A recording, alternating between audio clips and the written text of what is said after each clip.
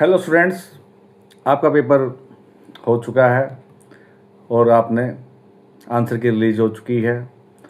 आपने अपने मार्क्स सभी ने कैलकुलेट कर लिए होंगे। एक दो क्वेश्चन ऊपर नीचे हो जाता है जिसका आंसर कई बार हमारे को याद नहीं आता कि हम क्या लिख के आए थे और हमें क्या मार्क्स मिलेंगे, तो 5-10 मार्क्स ऊपर नीचे हो सकते हैं। तो अब की बार जैसा आप सभी जानते हैं कि रीनीट हुआ था, तो 1 महीना पहले ऑलरेडी चीज़ लेट हो चुकी हैं। तो 10 जुलाई तक हमारा रिजल्ट आने की मैक्सिमम उम्मीद है और उसके बाद 20 दिन के बाद अंदाज़ा 1 अगस्त से हमारी काउंसलिंग, मेडिकल काउंसलिंग स्टार्ट होने की उम्मीद है। थोड़ा बहुत चीज़ें ऊपर नीचे हो सकती हैं, ये केवल अंदाज़ा है। तो जिसने 300 मार्क्स अपने कैलकुलेट किए हैं, 400, 500, 450, अब जो रिजल्ट आएगा रैंक, तो उसी के अनुसार रैंक आएगी हमारी, उसके बाद ये एक्यूरेसी आएगी। लेकिन फिर भी हमें अंदाज़ा हो जाता है लास्ट ईयर के जो हमने थर्ड हमारे को पेपर दिया था, हमारे कितने रैंक बन रही है, 1 लाख, 1.5 लाख, 2 लाख मार्क्स के अनुसार जो प्रेडिक्टर होते हैं। आजकल बहुत फैसिलिटी चली हुई है बिफोर रिजल्ट्स, तो हमें अपनी रैंक का अंदाज़ा हो जाता है। एक्यूरेट नहीं होती लेकिन थोड़ा बहुत फ़र्क रहता है। तो उसके अनुसार ही हम अपना आगे का करिकुलम बनाना शुरू कर देते हैं, और ख़ासकर प्राइवेट कॉलेजेस के लिए, क्योंकि गवर्नमेंट में तो हमें जो मिल जाए, हमारी थिंकिंग है जो मिल जाए अच्छी बात है, लेकिन प्राइवेट कॉलेजेस की मेन बात करते हैं। और उसके बारे में हमें सोचना होता है कि 400 नंबर पे हमें तो क्या मिलना है, इस रैंक पे हमें क्या चीज़ मिल रही है और इस रैंक पे हमें क्या चीज़ नहीं मिलेगी। तो वो चीज़ हम अपना बनाना से अभी से शुरू कर दें तो अच्छी बात है, जितना टाइम हम उस चीज़ को यूटिलाइज़ कर सकें मैक्सिमम। तो जो मेरा आज का मेन उद्देश्य है, जो आज की जो हम बात कर रहे हैं, मेन काउंसलर और काउंसलिंग। जी हाँ, काउंसलर और काउंसलिंग दो मेन पार्ट्स इस नीट के एग्ज़ाम्स के बाद जो स्टार्ट होती है, एडमिशन प्रोसेस जो स्टार्ट होता है, कॉलेज तक पहुंचने के जो मेन हमारे दो मेन बिंदु हैं, काउंसलर और काउंसलिंग, ये दोनों स्टार्ट हो जाते हैं इसके बाद। तो उसके बारे में हम बात करते हैं कि दोनों चीज़ें हमारे लिए कितना ज़रूरी है, क्यों ज़रूरी है और इनका क्या महत्व है। First of all counsellor. जी हाँ, हम हमने चूज़ करना काउंसलर, हमें चूज़ करना चाहिए ना करना चाहिए, क्योंकि कई बार हम सोचते हैं क्यों हम काउंसलर के 50,000 रुपये दे दिए, 80,000 रुपये दे दिए, 25,000 रुपये दे दिए, लाख रुपये दे दिए, जो भी उनकी फ़ीस है। जी हाँ, जो भी उनकी फ़ीस है वो तो जो लेंगे ही, चाहे हम दिल्ली की, हरियाणा की, नॉर्थ इंडिया की बात करते हैं। खुद हम दिल्ली के रहने वाला हूँ, तो दिल्ली के अंदर ये पैकेजेस 10,000 से स्टार्ट हो गए और 1 लाख, 1.5 लाख, 50,000, 2 लाख तक भी जा सकते हैं, डिफरेंट डिमांड के अनुसार, जो उनकी रिक्वायरमेंट्स के अनुसार। कोई एनआरआई का बच्चा है, कोई किसी को एक का सिंगल काउंसलिंग में पार्टिसिपेट करना है, किसी को डबल में, किसी को ज़्यादा से ज़्यादा, तो उसकी फ़ीस भी उसके अकॉर्डिंग ही आपकी सर या काउंसलर जो हमारे होते हैं वो लेते हैं। आपके पास फ़ोन आने शुरू हो जाते हैं, सर हम उस कॉलेज में एडमिशन दिला देंगे, उस कॉलेज में एडमिशन दिला देंगे। उसके चक्कर में मत रहना कभी भी, क्योंकि जो आपको सीट मिलेगी आपकी, वो केवल कंप्यूटर के अनुसार ही मिलेगी, कंप्यूटर बेस्ड ही मिलेगी। कोई भी सीट आपको बाहर से, गवर्नमेंट की बात करें, आपको नहीं मिलेगी। अच्छे कॉलेज जो प्राइवेट होते हैं उनमें हम बच्चे, कुछ एजेंट्स होते हैं, फ्रॉड होते हैं, सर उसमें आपको सीट दिला देंगे, इतने पैसे आप दे दीजिए, बुक कर लीजिए। तो कोई बुकिंग सिस्टम नहीं है, कोई फ्रॉड एजेंट्स के चक्कर में ना आए, ये मेरी आपसे रिक्वेस्ट है। तो हम बात कर लेते काउंसलर की। काउंसलर जो मेरा पिछले साल का, कई बहुत सालों का एक्सपीरियंस है, 5 से 7 साल का, अपने अच्छे से काउंसलर हायर कीजिए। आज ठीक है, आपने अपना कॉलेज डिसाइड कर रखा है, फिर भी मैं कहता हूँ उसके बारे में सेकंड ओपिनियन जानी। हम लोग क्या करते हैं, अपने रिश्तेदार से पूछ लिया या बच्चों से, रिश्तेदार से, भाई आपका बच्चा किस में गया था, अब वो अच्छी बातें बताएगा, कई बार बुरी बातें बताएगा, हो सकता है ना बताएं, क्योंकि हर बच्चा अलग डिफरेंट है दूसरे बच्चे से। वो किस रैंक पे गया है, उसमें उसकी क्या रैंक थी, क्या उसकी पॉसिबिलिटी थी, और आप किस रैंक पे, और क्या उस मैक्सिमम चीज़ें अलग अलग होती हैं। तो उस चक्कर में आप केवल ओपिनियन ले सकते हो, लेकिन वो चीज़ आपके ऊपर फिट बैठती है नहीं बैठती हैं, ये कोई ज़रूरी बात नहीं है। आज कॉलेजेस ज़्यादा आ चुके हैं, फैसिलिटीज़ ज़्यादा आ चुकी हैं, और अच्छे बजट में और कम बजट में भी सभी चीज़ें ऑप्शंस उपलब्ध हैं। 2 साल पहले बच्चा जिस कॉलेज में गया है, उसके समय उनकी क्या डिमांड रही होगी बच्चे की, और क्या उसका क्राइटेरिया रहा होगा, वो अलग था, और आपका क्राइटेरिया अलग है। हो सकता है कुछ केस में सेम भी हो, लेकिन मैक्सिमम डिफरेंट चीज़ें रहती हैं।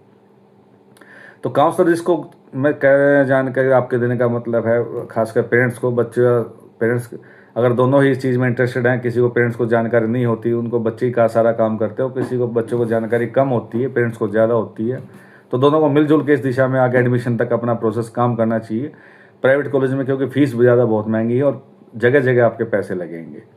तो काउंसलर वही हायर कीजिए, आप देखिए उनको जानकारी है, नॉलेज है या नहीं है। कंप्यूटर का काम आना एक काउंसलर का मेन काम है, लेकिन वो काउंसलर पूर्व नहीं होता जिसको कॉलेज की जानकारी नहीं हो, तो केवल एडमिशन प्रोसेस का काम हो गया। आपने जो उसको टास्क दे दिया, जी हाँ मेरे इस कॉलेज में एडमिशन करा दीजिए और मेरी ये चीज़ भर दीजिए, हो गया केवल कंप्यूटर का काम। तो जिसको कॉलेज को काउंसलर को नॉलेज हो, सपोज करो मैं फॉर एग्जांपल देता हूँ, कॉलेज के यूपी के कॉलेज की जो मेरे सबसे होते हैं उसको हेरिटेज और रामा हापुड़ के बारे में डिफरेंसेस नहीं पता, बाराबंकी के कॉलेज और मुजफ्फरनगर में कौन सा बेटर है और क्यों बेटर है उसके बारे में नहीं पता। सपोज करो आप दूसरे स्टेट में जाना चाहते हैं, बिहार के कॉलेज में MGM माता गुजरी में जाना चाहते हैं, कटिहार में, सासाराम में, कोई डिफरेंसेस नहीं पता।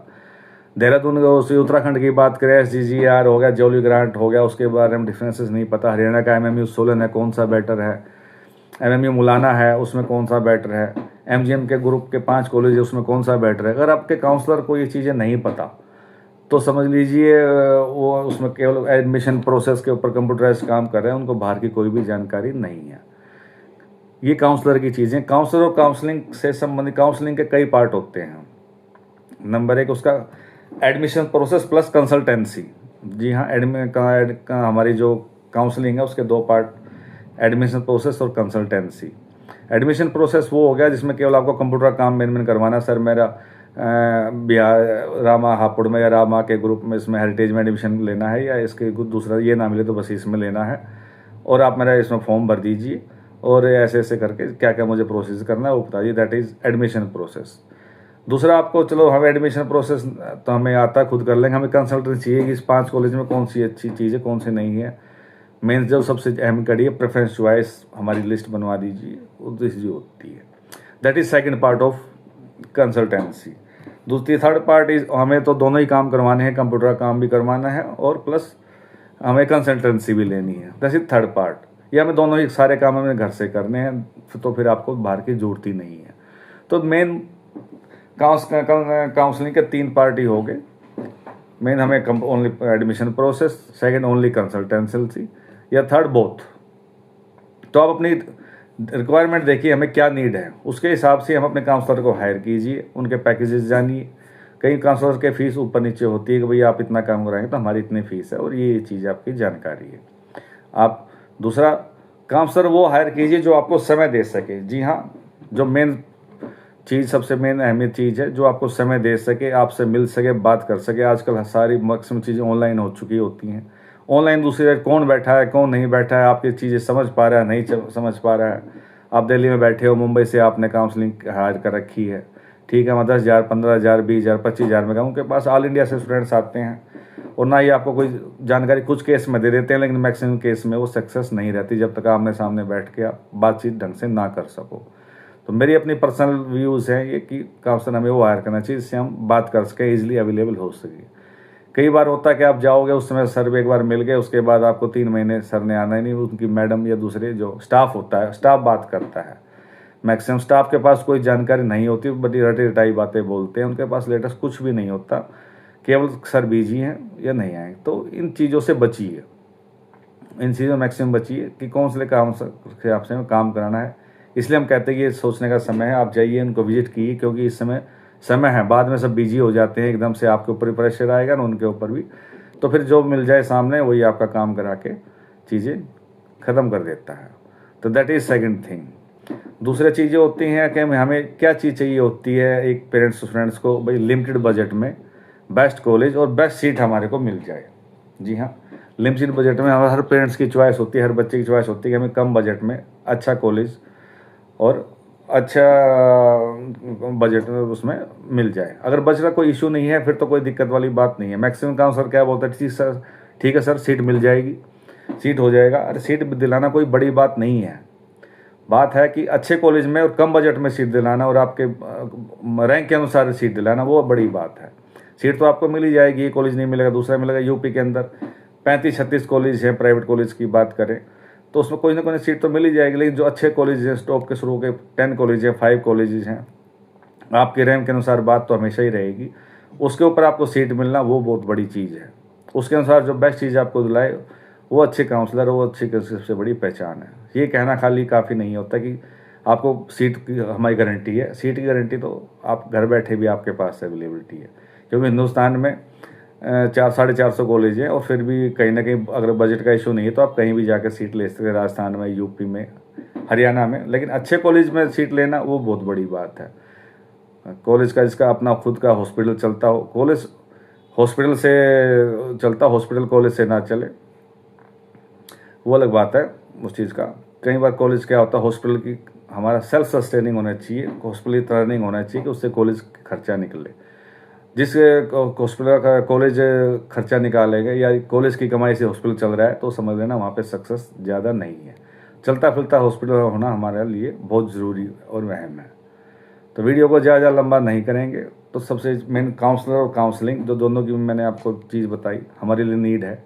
अगर आप अपने बारे में श्योर भी हैं कि हाँ मुझे इन कॉलेज में ही जाना, तो फिर भी आप एक बार राय लीजिए काउंसलर से, क्या पता वो हमारे लिए और हमारे लिए बेस्ट कर सके। हाँ, हायर वही कीजिए जो, मैं बार बार एक चीज़ बोल रहा हूँ, जिसको जानकारी पूरी है कंसल्टेंसी की। केवल कंप्यूटर का वर्क का होने से आपका काम नहीं चलेगा, उससे केवल कंप्यूटर का ही काम आप कर पाएंगे, आप एडमिशन प्रोसेस का काम कर पाएंगे, कंसल्टेंसी नहीं कर पाएंगे कि इन कॉलेजों में क्या डिफरेंस है, किस में हिडन चार्जेस हैं और किस में क्या चीज़ नहीं है। कई बार सोचते हैं कि चलो क्यों हमने 50,000 रुपये दिए, लाख रुपये खर्च कर दिए, नहीं, आपका उसको बेनिफिट भी मिलता है। सभी कॉलेज के आप काउंसलिंग 3 भी स्टेट में गए, 2 में स्टेट गए, किसी में 2 लाख रुपए की सिक्योरिटी है, किसी में 1 लाख रुपए की सिक्योरिटी है, किसी में सेकंड राउंड अपग्रेड करना है, किसी में समय समय एकदम से नोटिस आते हैं 3 से 4 दिन के अंदर, उसमें फीस रिफंड होनी है। कई बार अपना नुकसान कर देते हैं, 5 लाख का, 7 लाख का, 4 लाख का, 2 लाख का। तो उस चीज़ के लिए तो अच्छा है कि आप 50,000 या 40,000 या 25, जो भी फीस है काउंसलर की एट द टाइम, वो दे के आप अपना अच्छे से अपना काम कराइए। क्योंकि बाद में सिक्योरिटी जो रिफंड होती हैं, आपकी बार की यूपी की सिक्योरिटी आप यकीन बिलीव नहीं करेंगे, मई में आई हुई है। जी हाँ, मई में, जो लास्ट ईयर तक जनवरी फरवरी में आ जाती थी, आपकी बार रिफंड जो आया है यूपी का सबसे लेस्ट मई के अंदर आया है। और हमारे काउंसलर थे, उन्होंने ही इस चीज़ के बारे में हमें बताया कि आपका रिफंड लेट आएगा। अगर हमारे पास जानकारी इस चीज़ों की नहीं है तो हम खुद ही परेशान रहेंगे, और उस समय कोई जानकारी देने वाला नहीं मिलेगा, क्योंकि आप किसी से अटैच नहीं थे। तो ये होती है काउंसलर की भूमिका। हाँ, काउंसलर सही होना चाहिए, कुछ फ्रॉड्स के झंझट में ना पड़े, फ्रॉड्स के चक्कर में ना पड़े। तो मेरा नंबर आप जानते हैं 8750587910। किसी भी कॉलेज के बारे में जानना हो तो आप, खासकर नॉर्थ इंडियंस कॉलेज के बारे में, आप मुझसे कॉल संपर्क कर सकते हैं। मेरा नंबर आप सभी जानते हैं 8750587910। और वीडियो को ज़्यादा शेयर, सब्सक्राइब और लाइक कीजिए। ज़्यादा सब्सक्राइब जानकारी आपको जो पहुँचेगी आपके हित में ही रहेगी। Thank you very much.